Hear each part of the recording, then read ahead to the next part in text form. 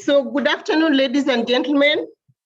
Thank you for joining us today for this timely webinar on value chains, sustainable development and job creation in the African automotive sector.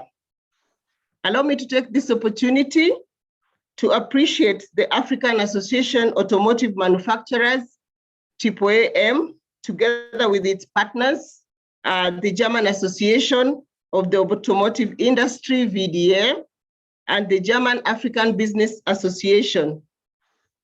We are looking forward to an interactive afternoon that I believe will provide great insights on the African automotive sector. The automotive value chain consists of all the activities that take place from an automotive product conception until it is delivered to the final destination, that is the customer. It is basically the creation of an automotive product throughout all its phases. This includes research and development, raw material processing, local content development, from which we gain technology and skill transfer, logistics, that is shipping, clearing and forwarding, assembly plant, equipment and technology, and product retail, where we have dealers, salespeople, insurance and financing, automotive after-sales service, maintenance, and spare parts. So you can see the magnitude of the auto sector in any given country. Automotive plays a very critical role in facilitating free movement of goods and people. And Africa is looking to integrate and become one of the big free markets. We therefore need to look at the automotive industry as an economic sector of strategic interest for the continent. With this context in mind, today we are here to answer one very critical question. How do we in Africa develop competitive automotive value chains across Africa whilst ensuring an inclusive journey? To do this, I am joined with a panelist of very able senior leaders in this space. I'm joined with Madam Shivan Singh, who is the Commercial Director at the National Association for Automotive Components and Allied Manufacturers, that is NAAAM company.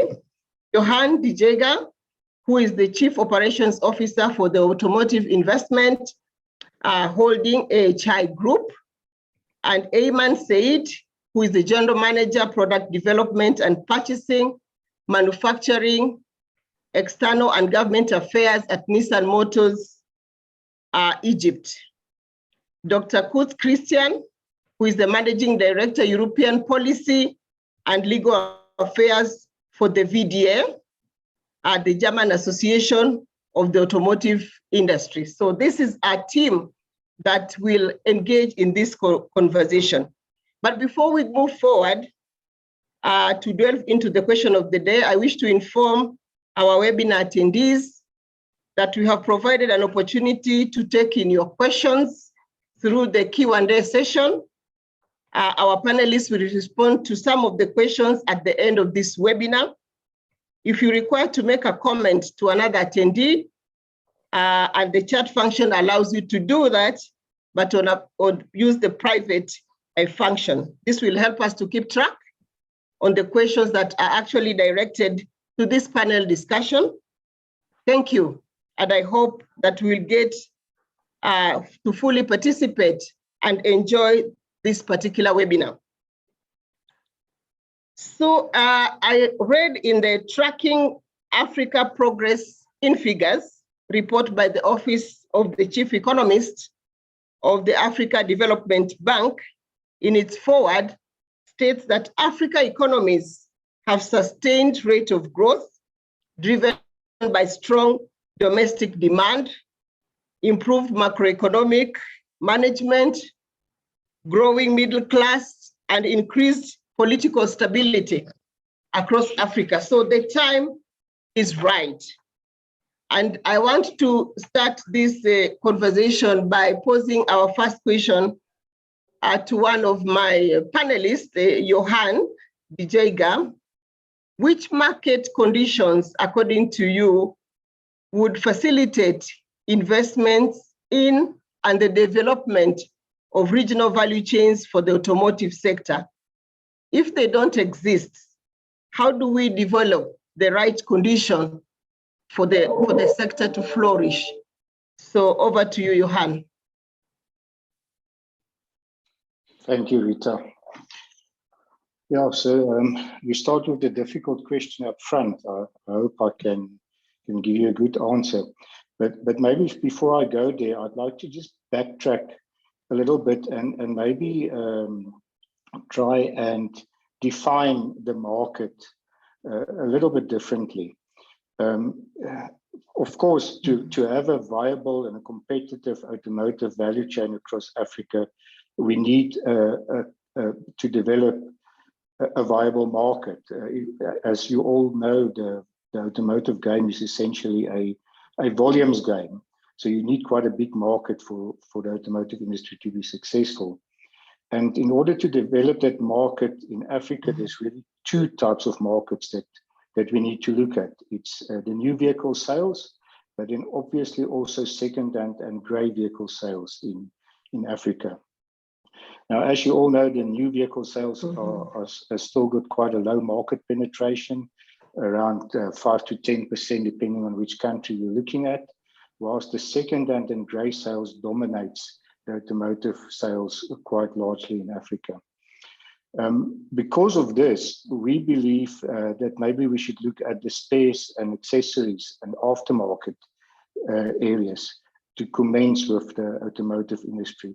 And there's already quite a large market there. There's some figures showing that sales in this market is around $11 billion in Africa per annum. So the market exists if you look at that.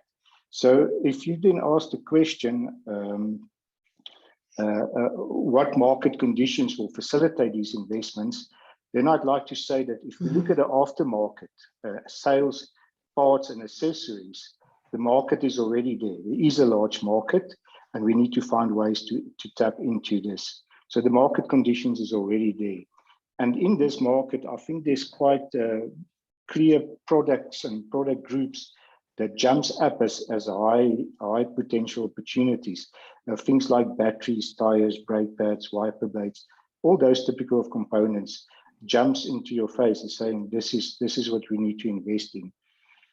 But then when you speak to the manufacturers of these types of components, let's not mention names, they would say that once you get to a demand of about 1 million components per annum, then it becomes investment friendly. Then they will consider investing in setting up a plant to manufacture that 1 million components, whatever component that might be. So in Africa, there's not really any country that's got quite that volumes yet. There might be some getting close, but we're not quite there yet. So for that, we need an integrated African market. We need regional markets, intra-trade agreements. And in order to stimulate these intra-trade agreements and trade between the countries on the African continent, we need uniform policies. It's no use one country puts in import restrictions and the other one does not. So I think to stimulate and facilitate investments, either in regional areas or as a continent, we need uniform policies and uniform agreements. Something like the Africa Free Trade Agreement should support duty, let's call it duty-friendly trade between these countries. Once we get that duty-friendly trade between countries, then we will have a real big market, a growing market, which will be stimulated by intra-country trade. Of course, on top of that as well, the automotive market is also stimulated by the growing middle class, as you rightly just mentioned. Sustainable growth, we've seen that the African continent grew right through the COVID pandemic. The middle class is definitely growing year on year. And this is the market that's buying vehicles, which will grow this industry. So, and there's not much I think we as automotive industry can do to stimulate that growth. But what would also stimulate it is to industrialize these countries. It's difficult, very difficult to start the automotive component industry from zero. It's a lot easier when there's already a little bit of industrialization present in those countries. I think the figure is that once there's a manufacturing contribution to GDP of around 25%, you can start saying you're moving to become an industrialized nation. Once you get there, then you stimulate and grow the middle class again, which will then have a snowball effect again back into the automotive industry. So something that we need to facilitate investments is also to industrialize our countries and get other policies aligned. Maybe just one last comment on this question. Apologies if I carry on too long. We always say that the automotive policy cannot stand on its own. You can't develop an automotive policy in isolation. You need industrial development policy. You need special economic zone policy, infrastructure development policies. You need all these other policies to be aligned with the automotive sector policy and to support the automotive sector policy. And in such a way, you industrialize the country or the region as a whole. I hope that answered your question, Rita. So thank you. Yeah, thank you very much, Johan. So I hear you talking about viable market. There's already some significant market already that is growing in the second-hand side of the business, and that could be the starting point in terms of market for after-sales accessory support. I hear you conversing around matters to do with policy and all the other enabling policies. Africa is a significant market with Africa Free Trade Area, but really an enabling environment that can facilitate speed up the growth, including continuous trading within the bloc itself, intra-Africa trade. How can we start to have conversation together and trade together? Then we can be able to develop those policies that will talk to the needs of the auto sector within Africa. Thank you very much. And I think the rest of the panelists will dwell a little bit around that. And we have maybe an opportunity to get some good reactions from our panelists. So if you may allow, I would like to again ask Ayman, building on what Johan has just said, that considering some countries in Africa have a weak manufacturing base and import almost all their spare parts, of which many are used, as Johanna has said. How do we then go about developing component manufacturing in these situations? So, Ayman, if maybe you can dwell a little bit on that question. Thank you, Rita. Of course, Johan had covered the major part of the complication of the industrialization in Africa. However, being practical, there are always some practical solution, but practical solution would usually require a certain level of industrialization in any country would like to start similar activities. In this situation, I believe that SMEs should play a major role in this particular area. Moreover, partnerships, because you can still, and despite we don't have the Africa Free Trade Agreement, but you still have the opportunity of engaging advanced countries in industrialization to the other countries. I don't like, again, to mention countries by name, but it's obvious, countries like Morocco, South Africa, Egypt, Kenya, they can join and participate other countries in building or doing partnerships for spare parts. Let me tell you a real practice. We have done it with AAAM. From Egypt, we have invited a group of suppliers working in auto industry. We have invited them to Ghana to visit and look for opportunities. It's something like matchmaking. Amazingly, they came with additional ideas. We went for a specific agenda, but suppliers here, investors in Ghana, they came with additional ideas. Why don't we do 1, 2, 3, 4? All those things can be practical solution to bring industrialization as a first step in weak countries. But we shouldn't forget a major point. Why should someone do industrialization in a country without a meaningful volume and proper policies and regulatory framework that promote industry, not protect? Protection is quite old, the definition, we don't use it more, but to promote the industry, to give incentive for someone, he is going to put his money into the industry.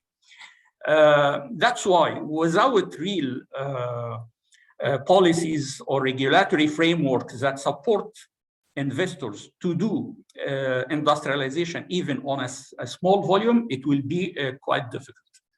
So this is my view on this, Rita.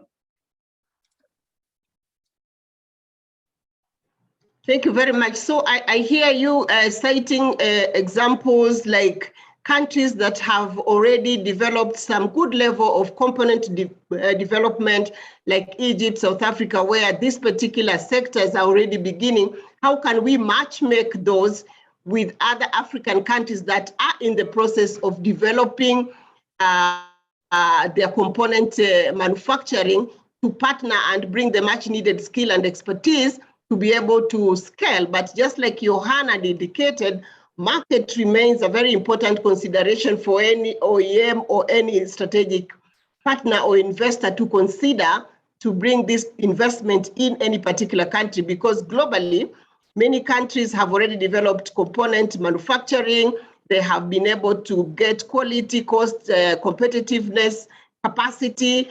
So how then do we create an enabling environment from policy, from regulation, from matchmaking, from this partnership to start to scale Africa, starting from where we are strong, like from secondary after-sales support type of component, to be able to start from there. So kind of starting from bottom up vis-a-vis top bottom, because already that market is taking shape. So very interesting insights there around, again, partnerships, and we will, I'm sure, get back to that from the discussion that will come from our panelists. So let's proceed on, and I want to pose this question then to you, Christian, Dr. Christian Kutz.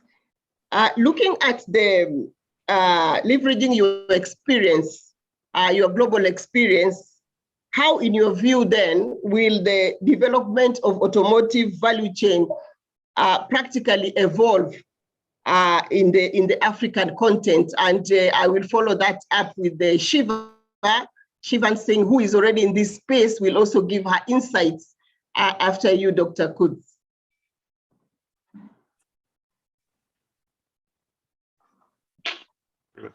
Thank you very much, Rita, for this very important question. And let me say that we are very grateful to be able to cooperate in this webinar and to cooperate so closely with AAAM and all our partners on the African continent in order to promote the automotive industry in the African continent. So if we look at how to develop the automotive value chains, I can simply continue where Johan and Ayman have started, that we need a face-to-face approach starting from the bottom up. So the first is, of course, the aftermarket issues, parts and conditions. Then we have the secondary markets, and we move to the primary markets. This is for the market side. And if we look at the production side, we of course see CKD and SKD production first, and then moving to other forms of production. But for all this, we need two things. We need strong automotive policies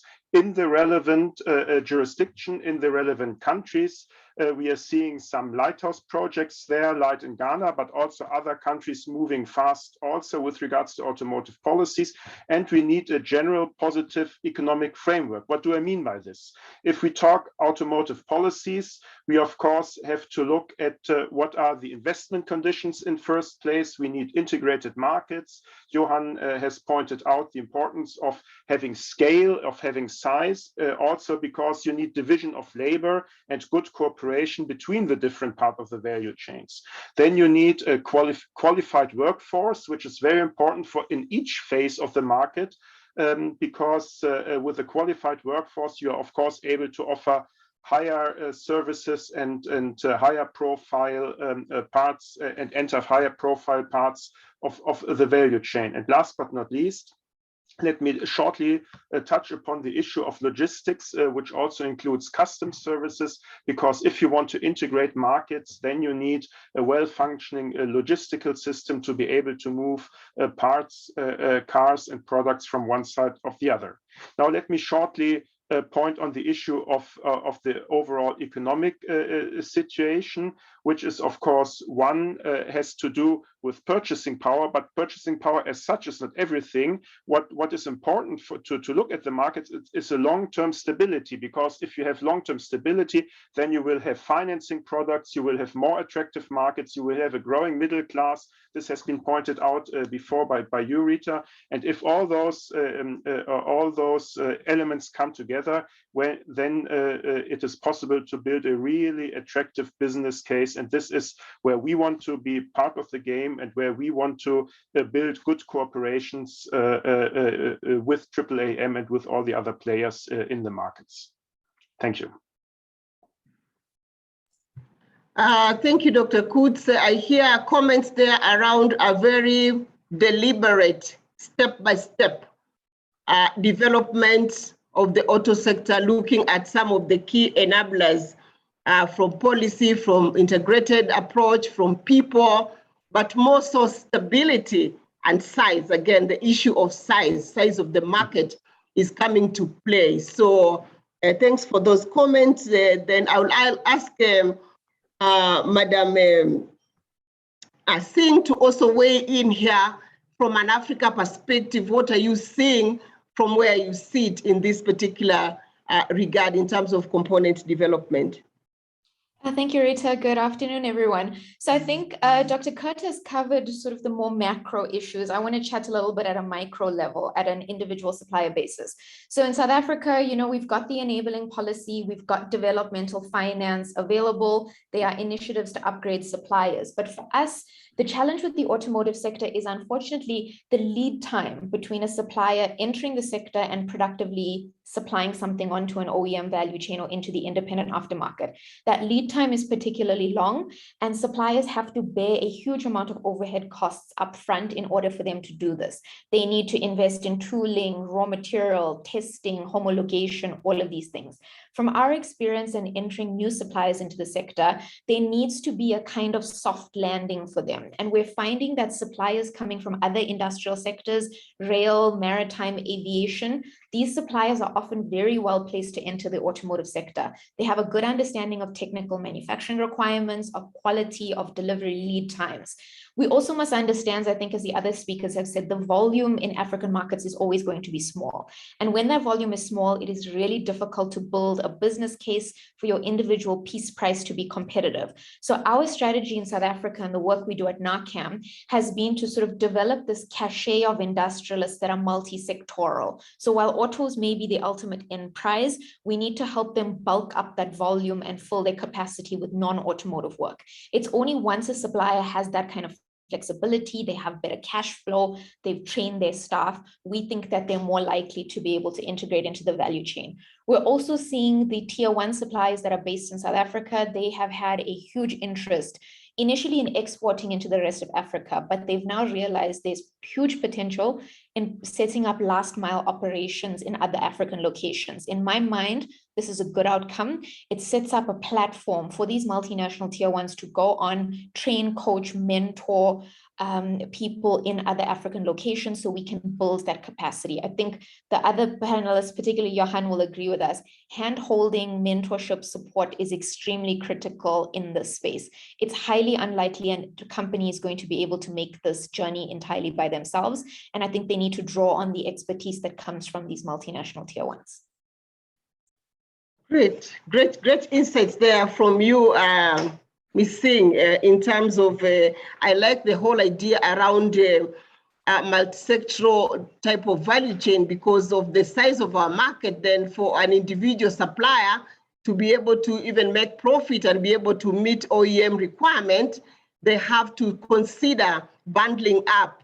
But we are hearing that in South Africa already some great progress has been made. The policies are already in place. The financing can easily be accessed. So quite a bit of lessons to be learned there so that we can be able to pick those learnings from that side to take them to the rest of Africa where companies and countries, government are still struggling on what is it that we need to do to start to scale up. So this, again, regional integration, free Africa trade area, learning from each other, learning from peers is becoming a big issue on the table of discussion today so that we can then be able to really scale up and fast track. So what is the role of the OEM here in terms of really supporting the local content development companies to be able to scale up? They do play a significant role.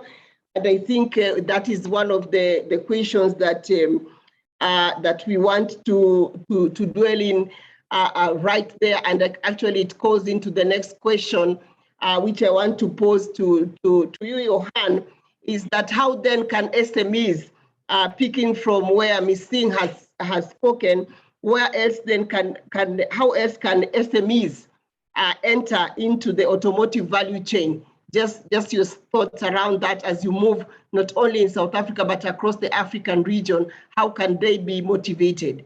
And also picking from what Ayman had talked about, what is happening north. Johan? Thank you, Rita. Yeah, I would like to echo what Shivani said. It's a good start is to tap into existing manufacturers of other components, like the other industries that she mentioned. They've already got the equipment, they're already supplied, they've got supply chains, they know how to operate. It's very difficult to start a new company right from scratch and for them to conform immediately to the high demands of the automotive industry in terms of cost, quality, and delivery. That's it's a big step for small companies to start with. But once you start looking at it, and I think again, Shivani will confirm this, that there's actually already quite a lot of SMEs in the automotive industry. It's only really the tier one suppliers that are big multinational companies. Below that, it's very much fueled by SMEs. They focus on small components. Something like a seat is supplied by a major tier one supplier, but there's 200 different components going into a simple thing like a seat. Something as small as a bent wire that goes into the foam molding. So the person that manufactures that bent wire can be a SME. And that could be, for example, somebody that's already manufacturing something for the agricultural industry. He can also bend the wire that can go into the seat of a vehicle. And there's many other examples like that that we can look at. So I think the question, the two major things for me here for how does SMEs enter the market is firstly, focus on one manufacturing technology. Focus on bending a wire or bending a plate or polishing something or plating something or welding something. Focus on one technology and become really good in that technology. And maybe that's also a technology where you can share your overheads with something else that you already supply to another industry.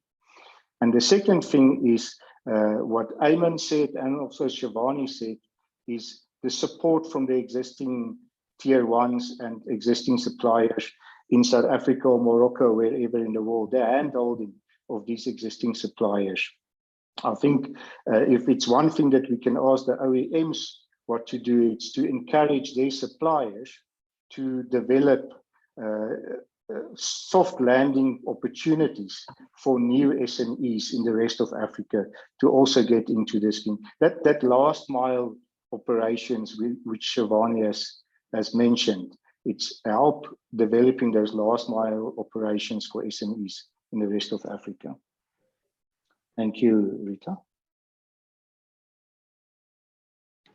Thank you, Johan, for weighing on the SME side. So I'm hearing focus on one component manufacturing and scaling that up so that you can be able to get the volume, pick one technology and just run with that and stay on course.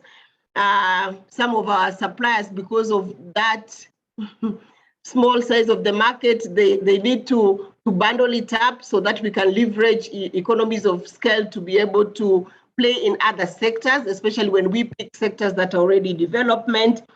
And then the role of tier one suppliers in developing, hand-holding, and supporting the SME to be able to grow. I know in South Africa the financing and support is already in place, but how about SME support in other countries, SME who are trying to scale, who have gotten maybe a strategic partner from Egypt or South Africa, and they are out there in Ghana or Kenya, and they're looking to scale, but they cannot get the much needed financing that they need. Have you experienced that, and how can we support those type of SMEs to be able to get the much funding? Yeah, in some of the recent work we did in West Africa specifically, Rita, we found that there's a lot of funding for these guys around. Especially a lot of these SMEs have already made a lot of money through their own business. They've got all this money in the bank and they're now looking for investments. And they are very keen on investing in the automotive industry. It seems to them as the next opportunity for them to invest in. They're already market leaders in what they're doing now. What next for them to invest in?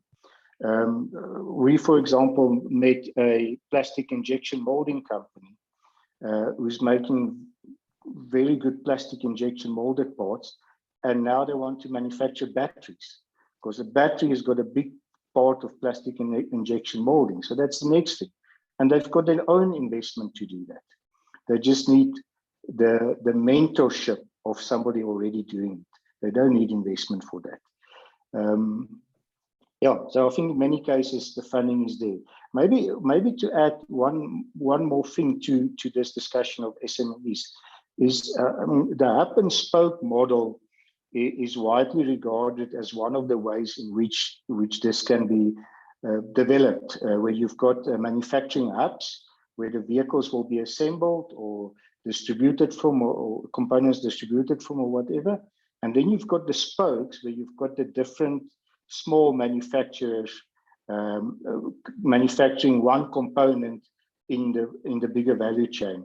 And this is a success story in many other automotive countries, but also not only in the automotive industry. Other industries has followed the same type of approach. Something like the tooling manufacturing industry. I know, for example, in Portugal, you get a whole street where everybody in the street, there's 10 or 20 manufacturers, and they all manufacture one little component, which at the end goes into a mold or a tool. So it's a successful model in various industries, which I think we need to explore and tap onto here as well. Thank you very much, Johan. So I'm hearing financing is really not a major challenge for this auto sector in terms of component manufacturing. It is the hand-holding, the technical support that is much needed, especially from tier one and the OEM type of manufacturers, which is good news. And I think the SMEs on this call will agree with that. We'll hear their reactions as we open up for questioning. So we can move on. And my next question is to you, Shivan, and Dr. Kutz will also jump in. Is therefore an opportunity in this industry for really greenfield, fresh start, component manufacturing investment for export to African markets and also outside the country to the global market? Is there an opportunity for Africa to be able to do that? Dr. Kurt, shall I go first? Yes, I would like you, Shivan, to go first, and then Dr. Katz will step in. Awesome. Great, thank you, Rita. Yeah, so from where we sit, I think definite opportunity, but I also think we must take a step back, right? While component manufacturing may be the opportunity, I think there's significant opportunity in the raw material side of the value chain. We know in South Africa alone, we have materials like copper, polypropylene, these engineered resins, right? These are often exported to Europe, they're fabricated to an automotive level, and we import them again. I think beneficiation of raw material is an incredibly important opportunity because we already have a strategic advantage. It's an indigenous material that's already here. And we know that the OEMs are looking towards expecting the supply base to become more green, more carbon neutral, cut their emissions. And if we can manage that, if we can cut out all those unnecessary logistics and emissions, beneficiate what we already have, there's potential for us to be a huge global player here. In South Africa, we've tended to focus on copper. Copper is a huge material input into wiring harnesses, and we have a mine in South Africa. Unfortunately, that mine sends their copper overseas, it's fabricated, the oxygen is drawn out, and we import it back. Cost is the challenge, logistics is the challenge, but for us, the single biggest challenge is the time on the water. Suppliers are waiting 125 days for their raw materials to arrive. This reduces your flexibility, it increases risk in your business. So from where I sit, if I was a betting woman, I think greenfield investments need to happen on the raw material side of the value chain before other companies are going to come in and sort of pluck that opportunity away from us. Dr. Kurt? Yes, thank you, Shivani. This is very good because you came from the raw material side, and I would like to make the point that it's also good to come from the OEM investment side, because as soon as you have significant OEM investments in production capacities, which go beyond purely CKD production facilities, then of course you have ample opportunities also for suppliers, for component manufacturing to join in and to provide parts and components from where the OEMs are. And this is what we observe on a global scale, that as production moves closer to the markets, then of course component manufacturing has to move closer to the markets as well. And this of course also connects with some of the points made earlier in our panel discussion, that as soon as market conditions give the opportunity to really produce locally for the local markets, then of course this will be a huge opportunity also for component manufacturing.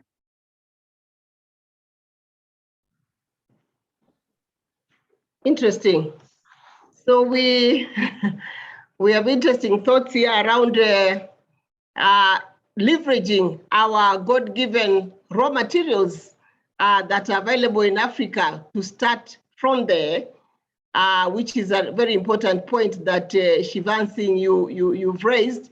How can we take advantage of what we have and develop those materials, components within Africa and ship them outside the country? And Dr. Kutz, as manufacturing goes closer to where the market is, they want to create those supply chains nearby to again cut costs and all that. So maybe is there an opportunity for both to operate within Africa?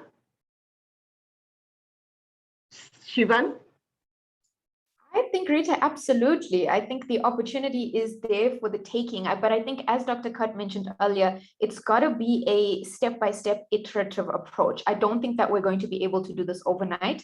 So even in South Africa, when we've attempted to localize raw materials, again, we've taken that multi-sectoral view. We've gone to look at sectors where their requirements are really similar to the automotive. So in the copper example, the closest we could find to automotive is the white goods, fridges, washing machines, that sort of stuff, right? Trying to speak to somebody that does power pylons, the requirements are entirely different. So I think it's gaining that critical mass of opportunity, because remember, the raw material supplier needs a viable business case. They're not going to do this out of the goodness of their hearts. It's a commercial imperative. So if we can help them pull that volume, bulk that volume, and as Dr. Kurt is saying, on the other end of supply chain, have the OEMs giving us a solid volume outlook from a production capacity, I think people will be willing to make those investments. And I think it doesn't necessarily have to be funded entirely by the private sector. We have the World Bank, the IFC, all these kind of global donor funders that are looking to fund in the space. Unfortunately, they've never found the opportunities. So I think we can do a little bit better, the supply base and the OEMs working together to package these opportunities to make them more attractive for investors. I couldn't agree more. I mean, and it's all about, as we said earlier, it's all about volume. It's all about market integration. I mean, we're talking in Africa, we are talking of 1.3 billion people. I mean, that's a huge economic potential. It's a huge market. It's a young population, qualified, motivated, and this is where the potential where we have to tap in. Couldn't be said better. That summary is outstanding. Thank you to both of you. So we can move on to my next question, which is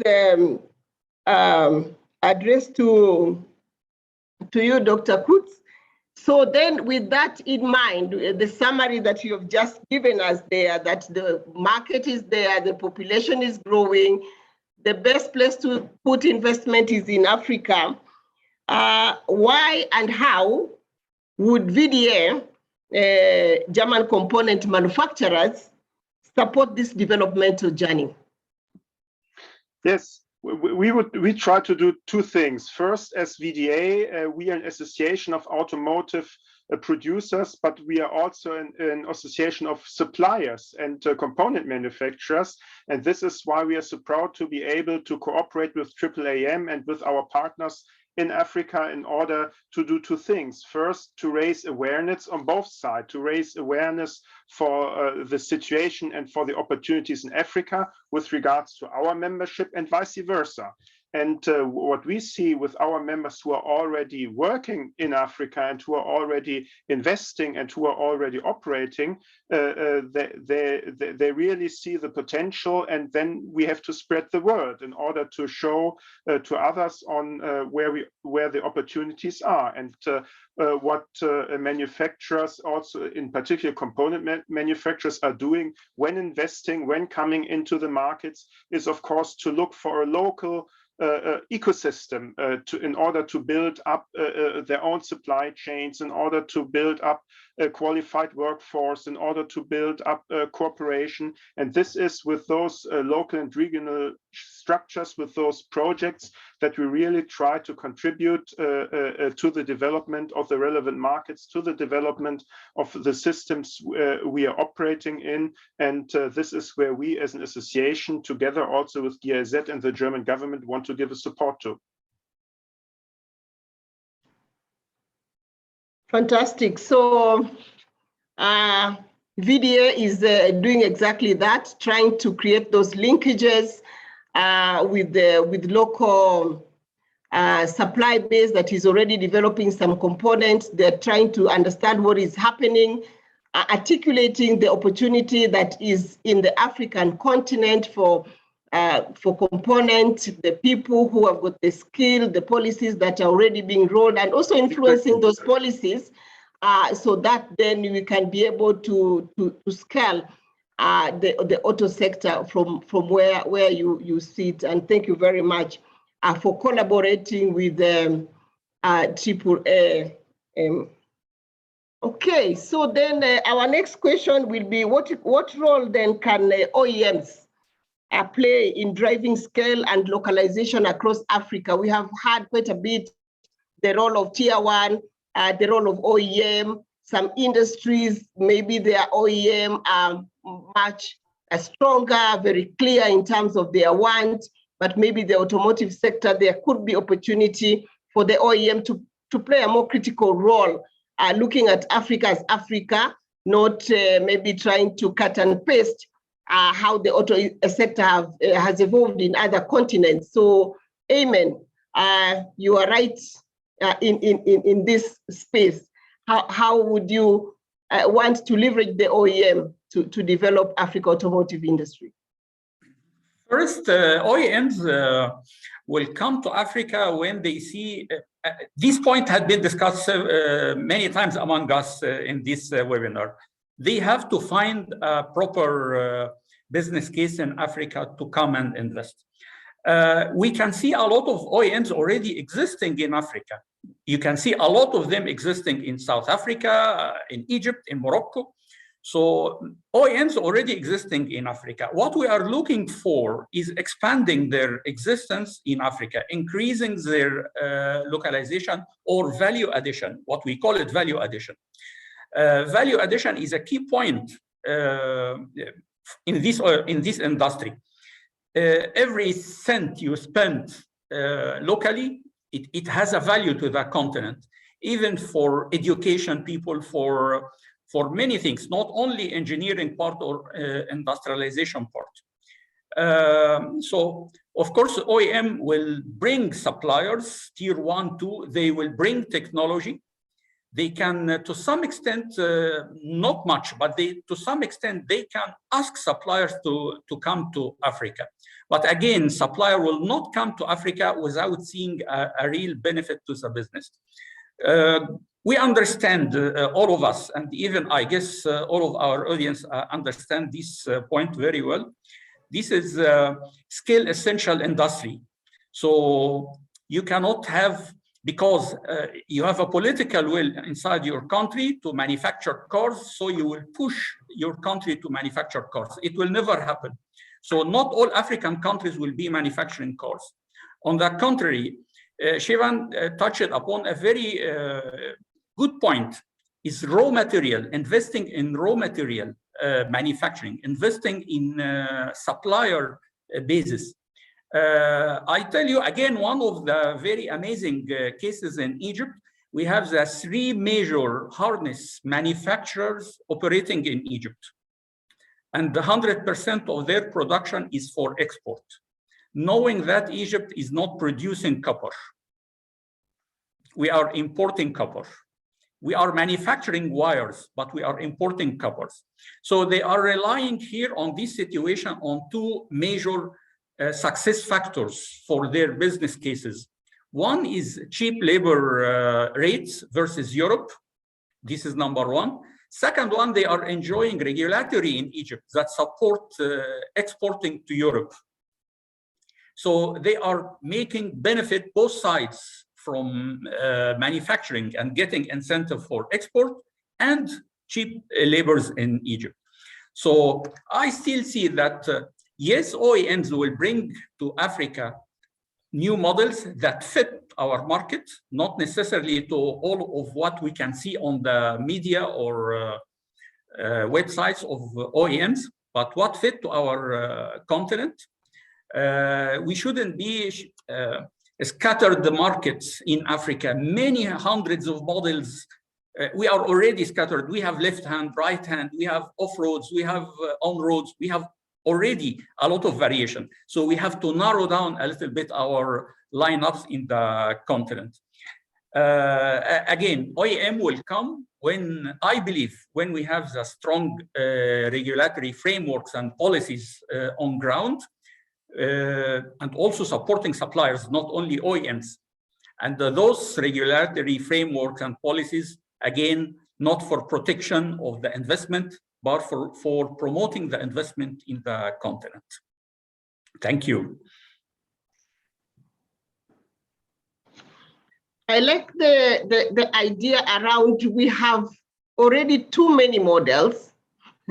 How can we go about really looking at the many models that we produce across Africa and bring them to a sizable number that we can be able then to manage and develop the supply chain, to be able to scale our SMEs, to be able to support and also be able maybe to export. That is very interesting perspective you bring to the table, that it's about time in this focused approach to developing the auto sector.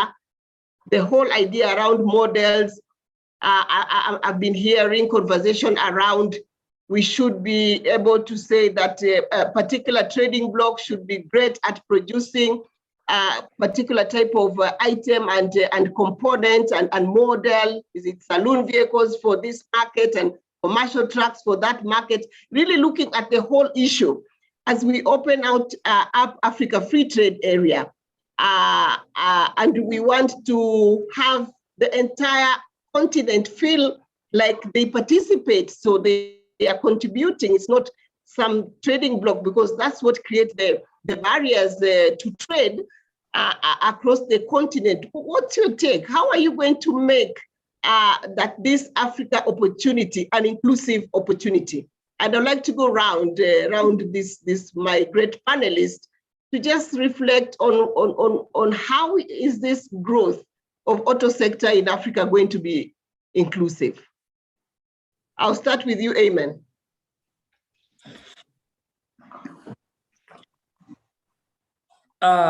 It's quite difficult, but let me tell you our expectation from a country like Egypt, working very closely with AAAM and government on developing a policy. We have to have a limited number of models. We have to scale up our volumes. We have to look for education. We are cooperating with GIZ for that, because we are now planning for something that will bring benefits after some years, not tomorrow. It might be after 2, 3, 4, 5 years. So you have to have the trained, educated human capital to run such kind of industry. Free trade agreement inside Africa might be the key. This is my expectation, or my what I believe in. We have to be completing and collaborating, not competing each other in this continent. Okay, so train the capital to be able to scale up the auto sector across Africa, and increase collaboration across Africa, so that we can be able to reap the opportunities together. Yes. Singh, how can it be inclusive?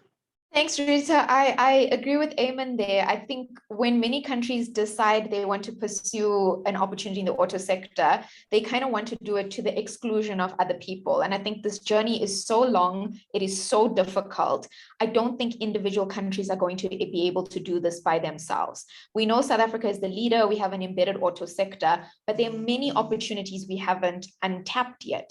We do very little work in the electronics space. We don't do anything on engine component manufacturing. We mentioned the raw material discussion earlier. And South Africa does have other disadvantages around reliability of power and these other issues. And I think if we were to collaborate more and, you know, sweat the assets that we have in the regions, I think we would all be better placed to do it. Because remember, we're not African countries competing with ourselves. We're African countries competing with Thailand and Turkey and Malaysia, where it is highly subsidized, where OEMs have a robust relationship with deep tier ones. Everything is funded. Unfortunately, we operate in a different environment. I also think the skills issue is incredibly important. In South Africa, we've realized the importance of working with technical and vocational education and training. So we run a project here at NACAM where we work with these TVET colleges to make sure that their curriculum is aligned to the future of the automotive sector requirements. There's no point in skilling for today. We know OEM manufacturing is going to change, the engines are going to change, materials will change. We need to make sure young artisans are trained in the correct direction. And industry has to buy in and has to support here. We can't just expect the TVETs to figure it out by themselves. We need to take some ownership and responsibility as well. And in my mind, we know in the rest of Africa, there is a relatively robust TVET college system.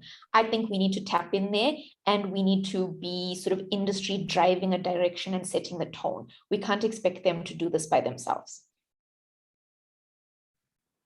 So Africa should come at the table. We should develop the requisite skill that we need.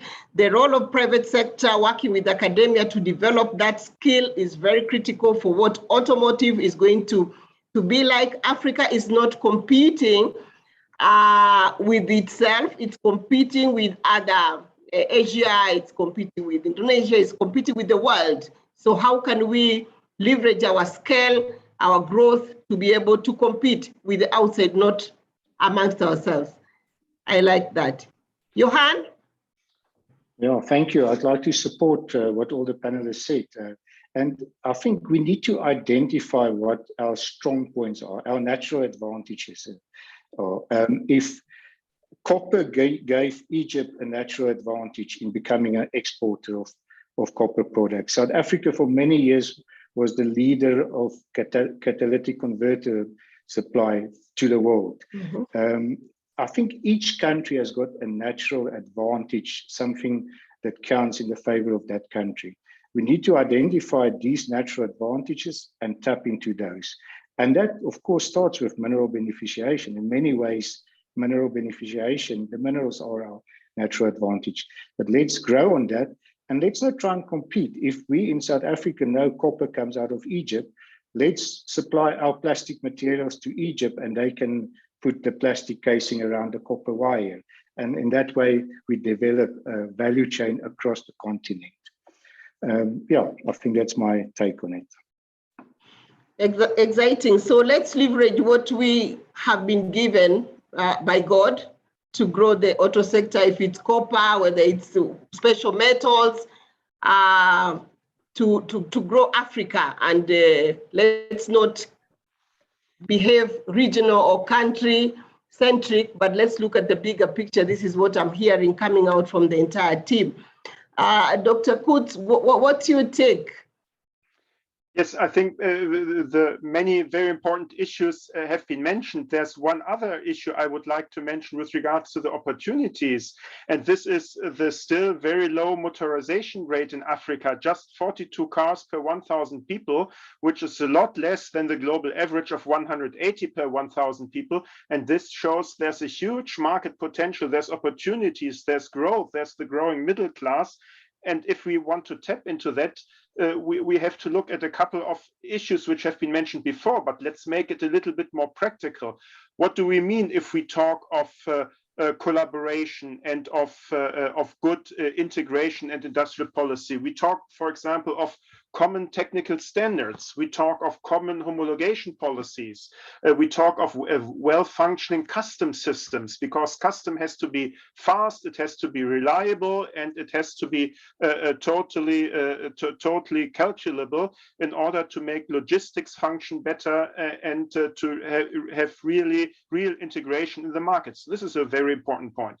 Then markets also have to be reliant. If we look at the fake parts issue, if we look at the fuel quality issue, so there are issues around which can be solved by clear and good government policies in order to make the markets function better.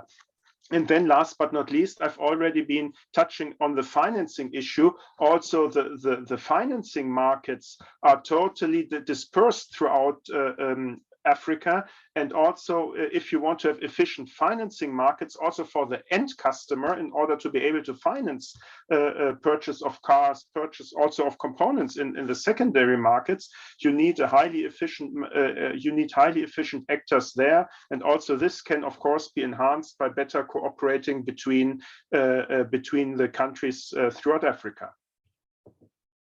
Great. So you're looking at issues to do with the whole infrastructure to support the growth of the auto sector, from a governance point of view, from the process of integration itself, not paying lip service to the whole issue of integration, a common customs union that is respected by member countries. Absolutely.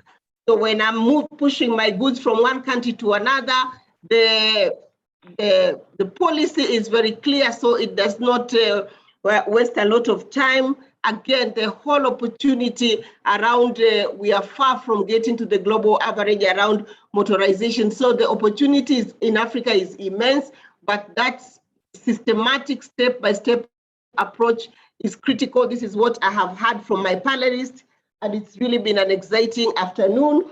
Allow me now to turn to our guests in this panel, because there's some questions, the interesting questions that they have already posted, that I wanted to pose some of the questions that they have raised for us to be able to reflect on those and respond to them in the next 15 minutes or so. So there's a question that has come from Perunia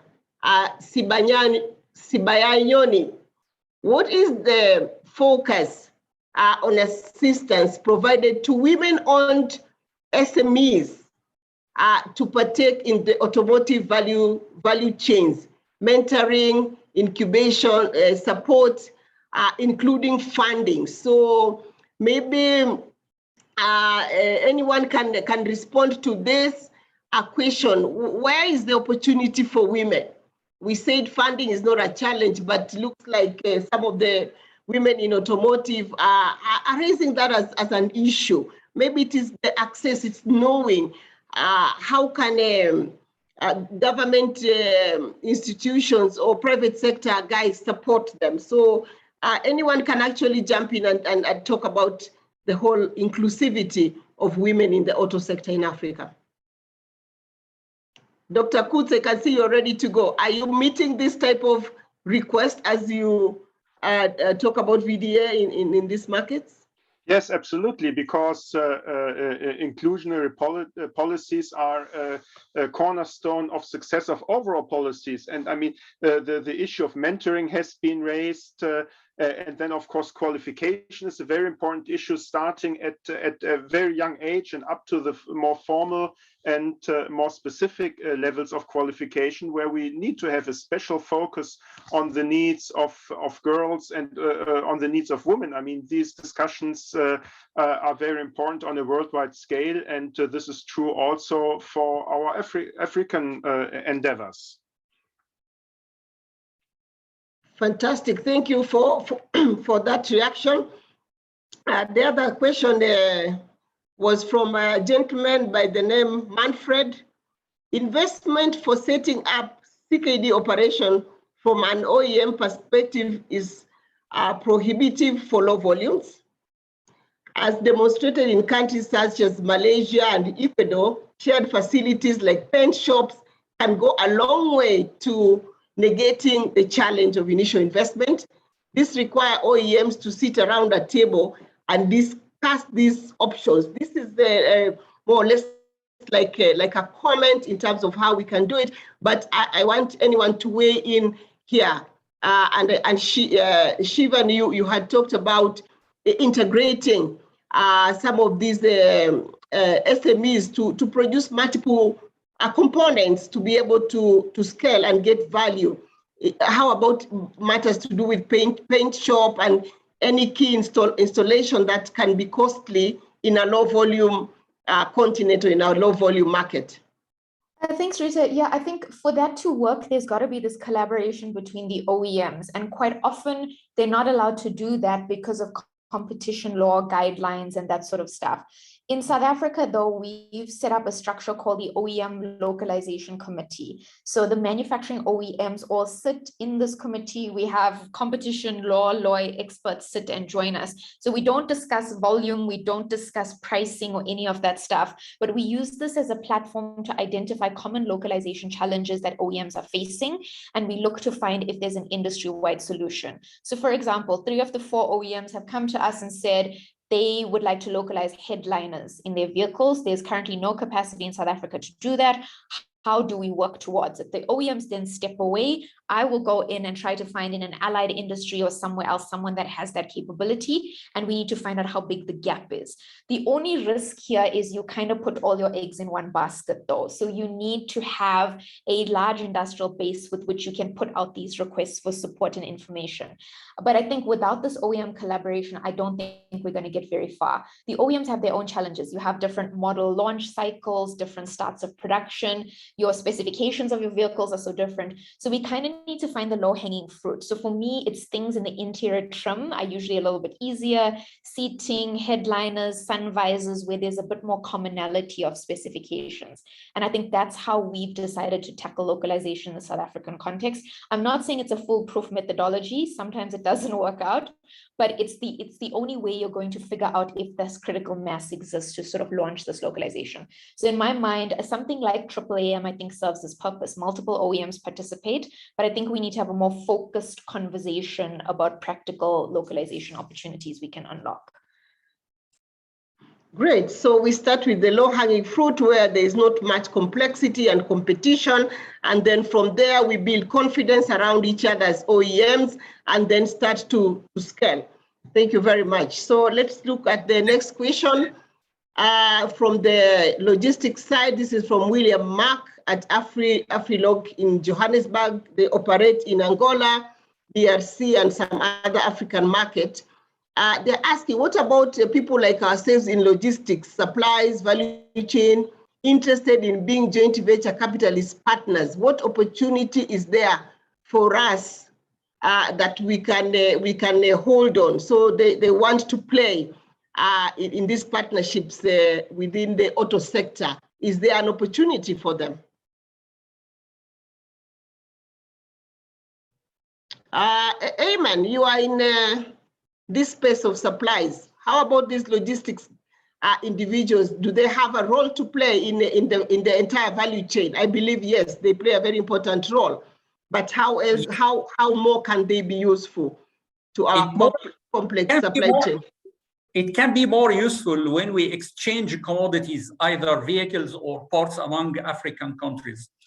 But taking into consideration that most of CKD OEMs are bringing parts outside Africa to South Africa, to Egypt, to Morocco, to Kenya, to Ghana. So they use a direct shipping lines and the direct routes. So to use small companies or any logistic services among African countries, this would require to be implemented during having trading between African countries. We are exporting some vehicles within Africa, and we are hiring some African offices for that business. So the opportunity is there. The opportunity, we are building on it, but it is still not that much to be spread. It's still a small scale. So what I'm hearing you, there is space for logistics across Africa, and the more we trade with each other, it will open up even more opportunities for logistics firms to be able to really strongly participate in this auto sector. So thank you very much for that question. We are unfortunately running out of time, and we still have quite a bit of questions to take. So I'll do one more question to my panelists, and then we will be wrapping this up. How can an operating SME, back to the issue of SME, how can an operating SME be able to collaborate with the existing tier one supplier in order to get into the African market?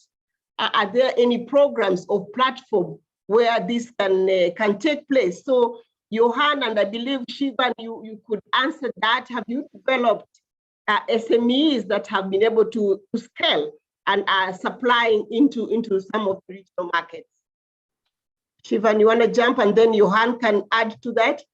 Yeah, thanks, Rita. So in South Africa, we have an initiative called ASCII, the Automotive Supply Chain Competitiveness Initiative. So this is funded by the OEMs, by the component suppliers, by government, and also by our trade union, our labor union.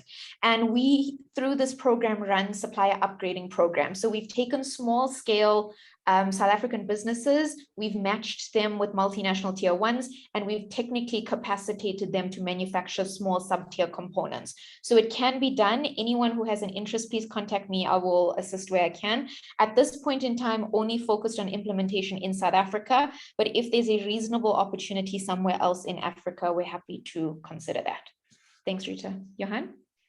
Yeah, Rita, so if I can add to that, yeah, so definitely Shivani and ASCII could be a first port of call because all tier 1 and tier 2 suppliers in South Africa is also NACA members. So Shivani would know if there's any interest from their members to invest somewhere else in Africa. Secondly, the AAAM is doing a lot of work, and I think Ayman referred to that earlier as well, where they accompany South African companies that want to invest in Africa, and they go on sort of fact-finding missions to find out what opportunities are available in Africa. And many of these companies are looking for partners, local partners, whether it's in Egypt or Ghana or Senegal or wherever that is. So a next good point to point of call could be AAAM. I'm sure you can find their details on the website, but alternatively, you're also welcome to contact me, and I can put you into contact with the correct people at AAAM. Thank you very much, Tim. And it's 16:15. This is when we had planned for this webinar to end. I want to take this opportunity one more time to thank my team of very able panelists for participating in this webinar. Ayman Said, Dr. Kutz, Shivan Singh, and you, Johan, for taking your time to give such wonderful insights. Very exciting. I'm very, very excited myself around this. And I believe our panelists equally are excited. This particular webinar has been recorded, and you'll be able to get insights to some of the discussion, and the AAAM will summarize some of the key, very rich and deep discussions and topics of importance and follow-up that have come through this webinar discussion, and I believe will be shared by all the participants. But I want to really thank AAAM together with its partners, the German Association of Automotive Industry, VDA, and the German Africa Business Association for enabling us in this webinar to be able to meet together and have a conversation on how we are going to take advantage of the stable economy, stable political environment, growing middle class experience, raw materials that are available within Africa, young population, skills that we are going to continue to upskill, looking at Africa as a market for Africa and not competing around trading blocks, but we are competing with the external. How then can we bring our governments and private sector to have a conversation on how to really take the auto sector to the next level? I thank you all, and I hope you will have a great evening. My name is Rita Kavashe. I am the Managing Director of Isuzu East Africa, operating here in Kenya, and my apology for the difficult start at the beginning, but I think it has been worth your while participating in this webinar. I look forward to be a host in the next conversation around the auto sector. Goodbye and good evening. Thank you. Everyone. Thank you. Goodbye, everybody.